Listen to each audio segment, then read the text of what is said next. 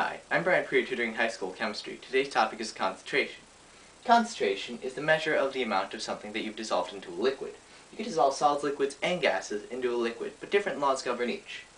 With solids and liquids dissolved into a liquid, an increase in temperature means you can dissolve more of your solid or liquid.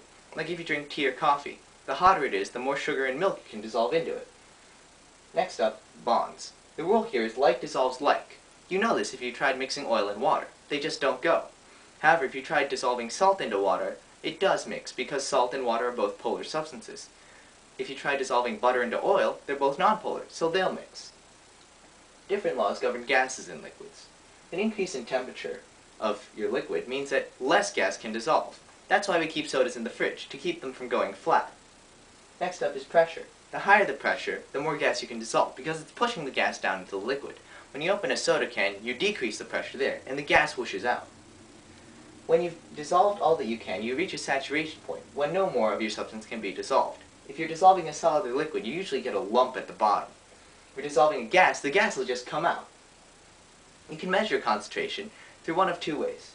Molarity, which is most common, denoted by a capital M, that's moles of what you're dissolving per liter of your total solution.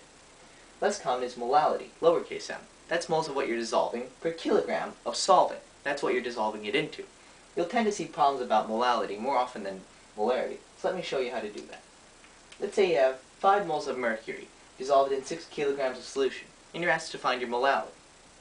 Well, you might just say moles, 5, kilograms, 6, 5 over 6, easy. Well, not quite, because it's kilograms of solvent, whereas you have of solution.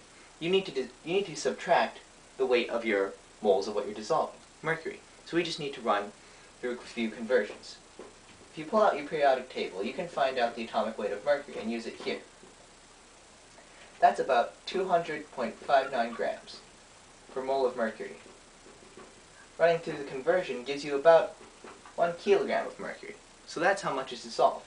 Now you just need to subtract. 6 kilograms minus 1 will give you 5 kilograms. Now you can just put it into the molality.